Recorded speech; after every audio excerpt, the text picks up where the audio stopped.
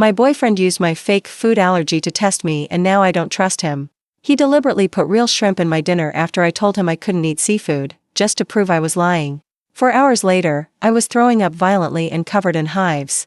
My name is Jessica, I'm 25 years old, and I never thought someone who claimed to love me would intentionally poison me to win an argument. But here we are, and I'm still trying to process how someone I trusted with my heart could be so cruel with my health. I met Ryan 3 years ago at a coffee shop near downtown Chicago. I was rushing to grab my usual oat milk latte before work when I literally bumped into him at the counter. He was this tall, charming guy with dark blonde hair and the kind of smile that made you forget you were running late. He helped me pick up my scattered papers from the floor, and when he handed them back, he said, "Looks like someone's having a rough morning." I laughed despite my stress, and something about his easy confidence drew me in immediately. "Actually, it's going pretty well until now," I replied, and he grinned wider. "Well, then I'm sorry for making it worse. Let me buy your coffee to make up for it." We ended up talking for 20 minutes, completely forgetting about work and deadlines. Ryan was an accountant, funny and smart, with this way of making everything seem lighter. He asked for my number, and I gave it to him without hesitation. Our first date was that Friday at a small Mexican restaurant, and I remember feeling like I'd found someone special. He listened when I talked, asked thoughtful questions, and made me laugh until my cheeks hurt. Those early months were incredible.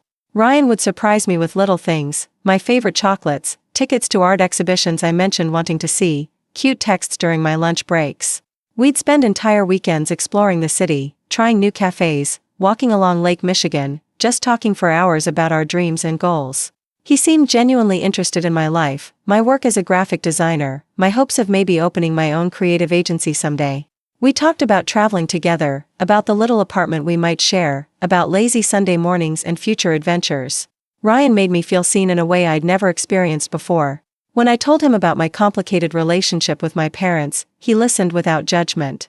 When I shared my insecurities about my career, he encouraged me to take risks. He had this way of making me feel like I was the most interesting person in the room, and I fell hard for that feeling. About 6 months into our relationship, I had to tell him about my seafood sensitivity. We were planning to go to this fancy new restaurant for my birthday, and I was looking at the menu online when I realized almost everything had some kind of shellfish or fish in it. I'd been dreading this conversation because past boyfriends had either made a huge deal about it or dismissed it entirely. "So there's something I need to tell you," I said one evening while we were watching Netflix on his couch. "I have this really severe sensitivity to seafood. Like, all seafood. It makes me incredibly sick." Ryan paused the show and turned to look at me. "How sick are we talking?" "Vomiting for hours, full body hives, stomach cramps that last for days. It's not technically a life-threatening allergy, but it's pretty miserable." "Have you been to a doctor about it?" "Yeah, multiple times. They've run tests, but they say some people just have severe food sensitivities that don't show up as traditional allergies. The only solution is complete avoidance." Ryan nodded, but I caught something in his expression, a slight skepticism that he tried to hide. "Okay, no problem. We'll just avoid seafood places." At first, he seemed understanding. He'd check restaurant menus beforehand, ask servers about ingredients when we went out, and never made me feel bad about my dietary restrictions. But over time, I started noticing little comments here and there. "Are you sure it's not just psychological?" he'd ask when I'd carefully read ingredient labels at the grocery store.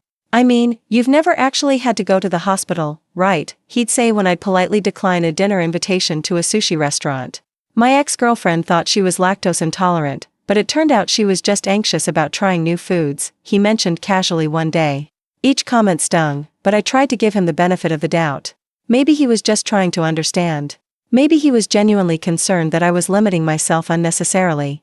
I'd explain again and again how real the physical symptoms were, how I'd learned to be careful through years of painful experience, but I could see in his eyes that he didn't quite believe me. The comments became more frequent. When we'd go grocery shopping together, he'd roll his eyes when I'd spend time reading labels. When friends would suggest seafood restaurants, he'd look annoyed when I'd have to suggest alternatives. He started making jokes about my princess stomach and how I was high maintenance about food. "You know, most people with real allergies carry EpiPens," he said one day while we were walking past a Red Lobster. "If it was really that serious, wouldn't your doctor have given you one?" "It's not that kind of allergy, Ryan. I've explained this to you before. It's a severe sensitivity, not anaphylaxis." "Right, but isn't that convenient? Severe enough to control what restaurants we go to, but not severe enough to be medically documented." That comment hit me like a slap. Convenient? You think I enjoy having to scrutinize every menu, every ingredient list? You think I like having to explain myself to servers and worry about cross-contamination? I'm just saying, it's interesting that you never have reactions anymore since you're so careful. Maybe you've outgrown it. I don't have reactions because I'm careful, Ryan. That's literally the point. But I could see he wasn't convinced. Over the next few months, his skepticism grew into something that felt almost like resentment. He'd make passive-aggressive comments about how we never got to try new places because of my restrictions. He'd suggest that maybe I should test myself with small amounts to see if I'd outgrown the sensitivity. Lots of childhood food issues resolve themselves in adulthood, he'd say. My cousin used to be allergic to peanuts, and now he eats peanut butter sandwiches every day. That's completely different, and also probably not true, I'd respond. And even if it was, I'm not willing to risk days of being violently ill just to satisfy your curiosity. I'm not curious, I'm concerned. What if you're limiting yourself for no reason? What if you're missing out on amazing experiences because of something that might not even be a problem anymore? These conversations always left me feeling frustrated and misunderstood. Here was someone who was supposed to love and support me, constantly questioning something that had been a part of my life for years. I'd had severe reactions to seafood since I was a child, reactions that were witnessed by my parents, documented by doctors, and absolutely real. The fact that I'd successfully avoided reactions as an adult was proof that my careful approach was working, not evidence that the sensitivity had disappeared. But Ryan seemed determined to believe that I was either lying, delusional, or being overly dramatic. He'd bring up articles he'd read about psychosomatic illnesses, suggest that maybe I had anxiety around food, or imply that I was using my sensitivity to control situations. I've never actually seen you have a reaction, he said one day, and that comment revealed everything. He didn't believe me because he hadn't witnessed my suffering firsthand. In his mind, if he hadn't seen it, it wasn't real. The tension around this issue began to affect other parts of our relationship. I started feeling like I had to defend myself constantly, like I was on trial for having a medical condition. Ryan's attitude made me second-guess myself in ways that were deeply unsettling. Was I being too cautious? Was I really making his life difficult? Was there a chance I was wrong about my own body? But then I'd remember being 12 years old, doubled over in pain after accidentally eating shrimp at a family barbecue. I'd remember the hives that covered my arms and face, the hours of vomiting, the way my parents rushed me to urgent care. I'd remember the doctor explaining that while it wasn't a traditional allergy, my body clearly had a severe intolerance that I needed to respect. Those memories kept me grounded, but Ryan's constant skepticism was wearing me down. I found myself dreading conversations about food, avoiding dinner plans that might lead to conflict, and feeling anxious about something that had been manageable for years. Then came last weekend. The weekend that changed everything. Ryan had been unusually sweet all week. He'd apologized for being pushy about my dietary restrictions and said he wanted to cook me a special dinner to make up for it.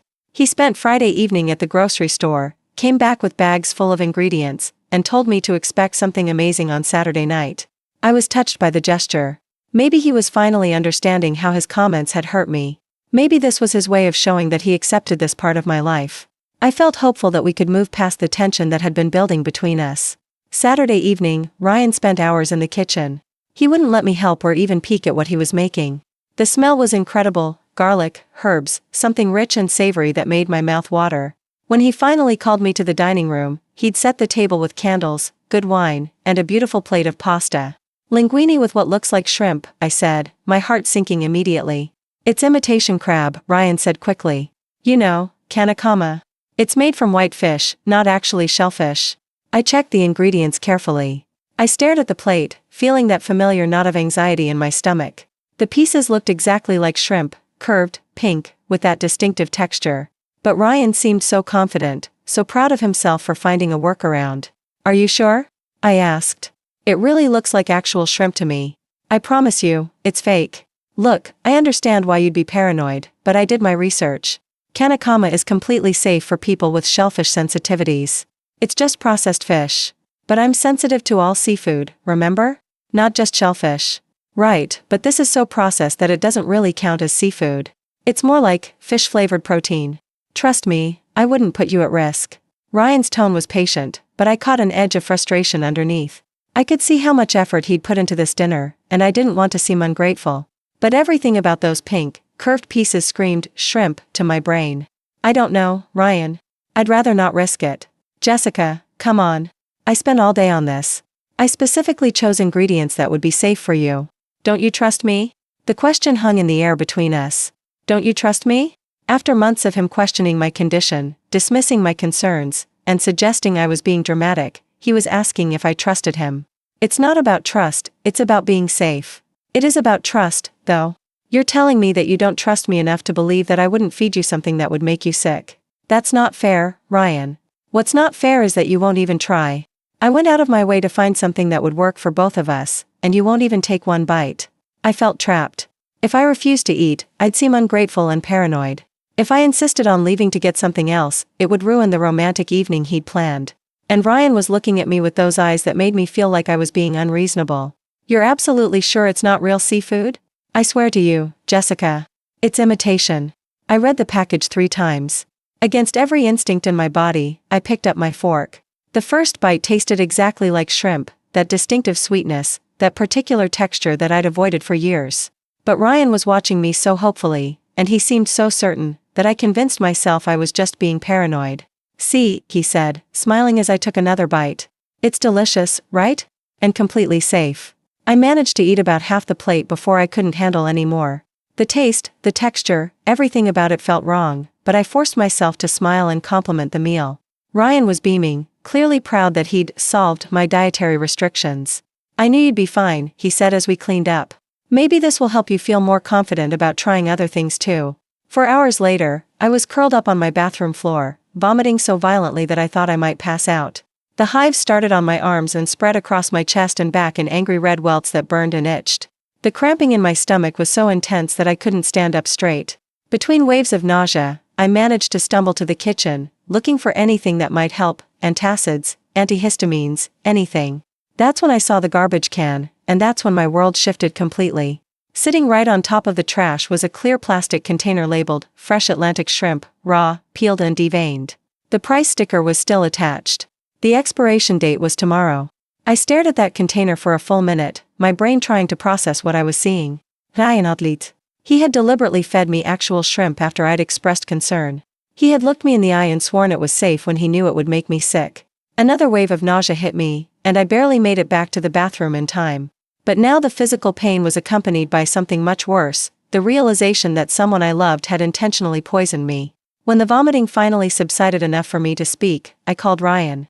He answered on the second ring, sounding sleepy. Hey, babe. How are you feeling?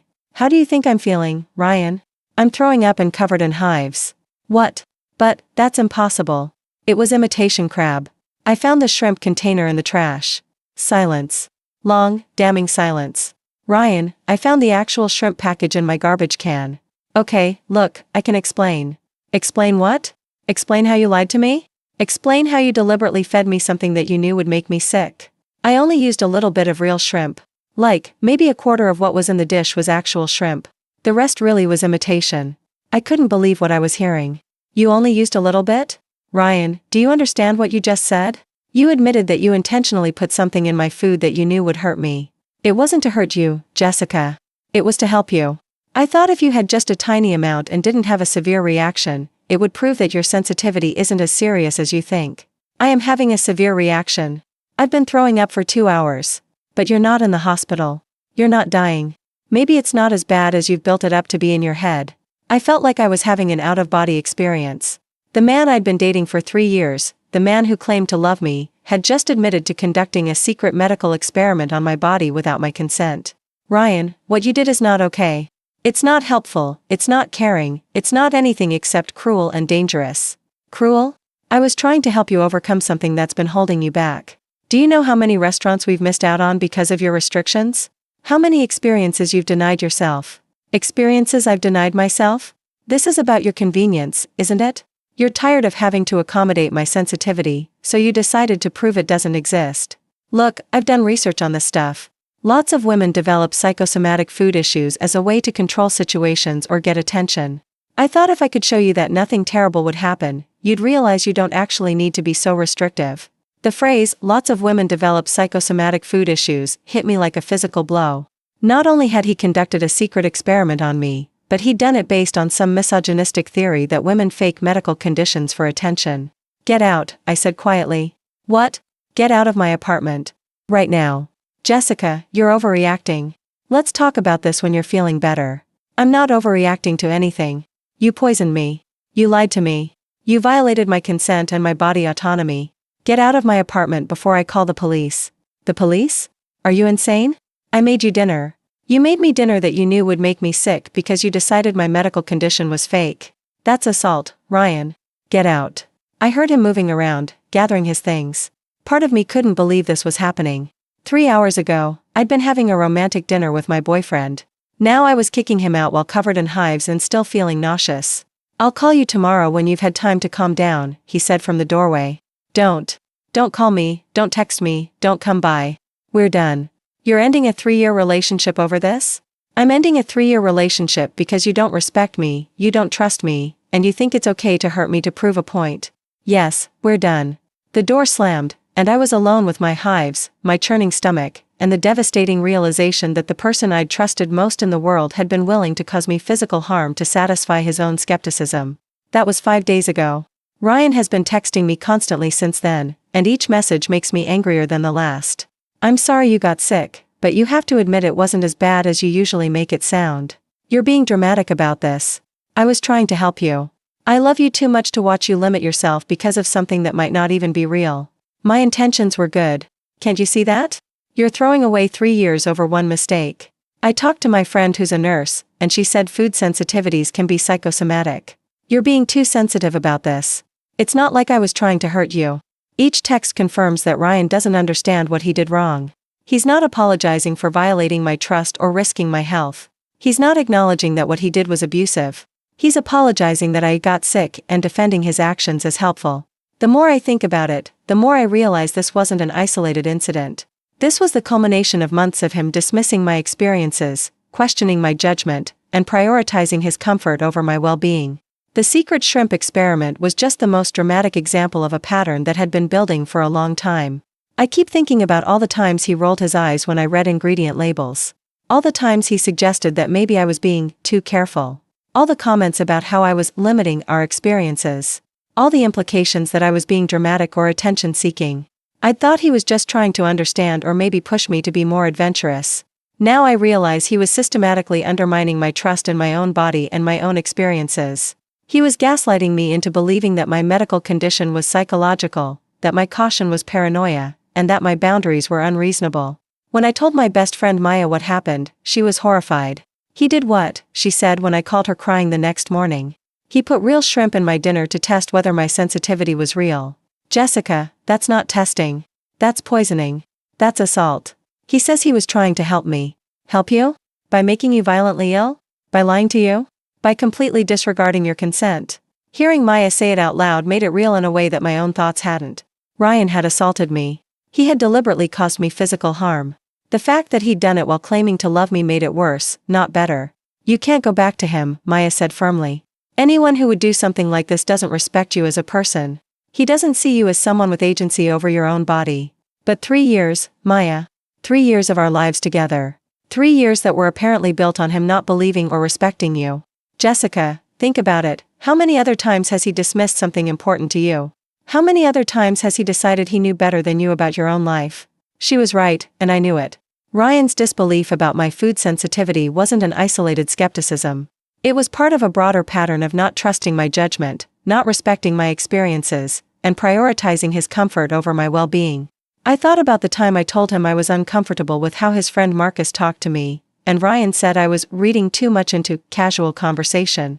I thought about how he dismissed my concerns about his drinking, saying I was being uptight when I suggested he might want to cut back. I thought about how he'd convinced me to lend him money for his car repair and then acted annoyed when I asked when he'd pay me back. In each case, Ryan had positioned himself as the reasonable one and me as the overly sensitive one. He'd made me question my own perceptions, my own feelings, and my own boundaries. The shrimp incident was just the most dangerous example of him deciding that his judgment about my life was more important than my own. The physical symptoms from the shrimp finally subsided after 3 days, but the emotional impact has been much harder to shake. I feel betrayed in a way I didn't know was possible. Ryan didn't just lie to me, he used my vulnerability against me. He took something I'd trusted him with, my medical condition, and turned it into a weapon to prove a point. I also feel stupid, which I hate. How did I not see this coming? How did I let someone who clearly didn't respect me get so close? How did I ignore so many red flags? But mostly, I feel relieved, and that feeling scares me almost as much as everything else. I'm relieved that I don't have to defend my dietary restrictions anymore. I'm relieved that I don't have to explain my medical history to someone who's already decided I'm lying. I'm relieved that I don't have to walk on eggshells around my own health conditions. The fact that I feel relieved tells me everything I need to know about how unhealthy this relationship had become. You shouldn't feel relieved to be away from someone who claims to love you. My mom called yesterday, and I ended up telling her the whole story. She was quiet for a long time after I finished. "Honey," she finally said, "I remember when you were little and had that terrible reaction at your cousin's wedding. You were maybe 7 years old, and you accidentally ate some shrimp salad. You were so sick, and I felt so guilty for not watching more carefully." "I remember that," I said. "Your father and I took you to 3 different doctors to figure out what was wrong. When they told us it was a severe food sensitivity, we never questioned it. We learned to read labels, we talked to schools about your dietary needs, we made sure family members knew to be careful. Because you were our daughter, and protecting you is our job." "Thanks, Mom. Someone who loves you doesn't test your medical conditions, sweetheart. Someone who loves you protects you from things that hurt you. They don't deliberately expose you to them." My mother's words crystallized something I'd been struggling to articulate. Love is supposed to be protective, not experimental. A partner who truly cares about you doesn't need to verify your medical conditions through secret tests. They trust you, they believe you, and they help you stay safe. Ryan never did any of those things. He questioned me, doubted me, and ultimately prioritized his own skepticism over my physical well-being. That's not love, that's control dressed up as concern. I've been thinking a lot about what this experience has taught me about trust, boundaries, and self-advocacy. For months, I let Ryan's skepticism make me doubt myself. I let his dismissive comments chip away at my confidence in my own experiences. I let him convince me that I was being unreasonable for protecting my own health. I realize now that I was so afraid of being seen as difficult or high maintenance that I stopped advocating for my own needs. I was so worried about Ryan's comfort and convenience that I minimized my own legitimate medical concerns. I let his opinion of my condition become more important than my own knowledge of my body. That's a mistake I won't make again. My health isn't up for debate. My medical conditions aren't subject to other people's approval. My boundaries aren't requests that can be overruled by someone else's skepticism. The hardest part of all of this is accepting that someone I loved was capable of something so cruel. I keep wanting to believe that Ryan's intentions were good, that he was genuinely trying to help me, that this was all a terrible misunderstanding. But intentions don't matter when the action is harmful. Ryan knew that seafood made me sick. He knew I'd been carefully avoiding it for years. He knew I'd explicitly said I didn't want to eat what looked like shrimp. And he decided that his theory about my condition was more important than my consent and my safety. That's not a misunderstanding. That's a deliberate choice to prioritize his judgment over my well-being. That's a conscious decision to risk my health to satisfy his curiosity. That's not something someone does to a person they truly love and respect. I've stopped responding to Ryan's messages. Each one just confirms that he doesn't understand the gravity of what he did. He's not apologizing for the betrayal of trust. He's not acknowledging that he violated my consent. He's not taking responsibility for deliberately making me sick. Instead, he's defending his actions, minimizing the harm he caused, and suggesting that I'm overreacting. He's still trying to convince me that my medical condition isn't as serious as I think it is. He's still prioritizing his opinion over my lived experience.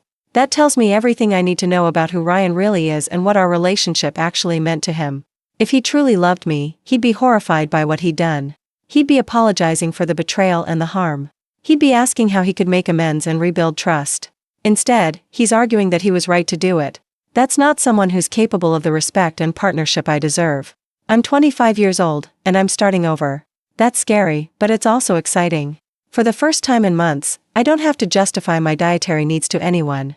I don't have to defend my medical history. I don't have to worry about someone secretly testing my boundaries. I can just take care of myself the way I've always known how to do. I can read labels without eye rolls. I can choose restaurants without arguments. I can trust my own body without someone else's approval. My grandmother used to say that sometimes the worst thing that happens to you turns out to be the best thing that could have happened. I didn't understand what she meant then, but I think I'm starting to now. Ryan showed me who he really was, and as painful as that revelation was, it saved me from wasting more years with someone who didn't respect me. He freed me from a relationship that was slowly eroding my confidence and self-trust. He taught me that my boundaries are non-negotiable and that anyone who truly loves me will honor them without question. I'm not grateful that he poisoned me, I'm still angry about that, and I probably always will be. But I'm grateful that I found out who he was before we got engaged, before we moved in together, before I wasted more of my life with someone who saw me as a problem to be solved rather than a person to be loved. The shrimp made me sick for 3 days, but loving someone who didn't respect me was making me sick in ways I didn't even realize. Now that I'm free from that toxicity, I can start healing from both. I deserve someone who believes me when I tell them about my medical needs. I deserve someone who protects my health instead of experimenting with it. I deserve someone who trusts my judgment about my own body. I deserve someone who sees my boundaries as reasonable self-care, not unreasonable restrictions. Ryan wasn't that person, and I'm finally okay with admitting that. He tested my food allergy and broke my trust, but in doing so, he also set me free. And for the first time in months, I can breathe easy knowing that no one is going to secretly put shrimp in my dinner to prove a point. I'm done being tested. I'm done being doubted. I'm done letting anyone make me question my own experiences. I know what's real, I know what's best for my health, and I know what I deserve in a relationship. And what I deserve is so much better than what Ryan was willing to give me.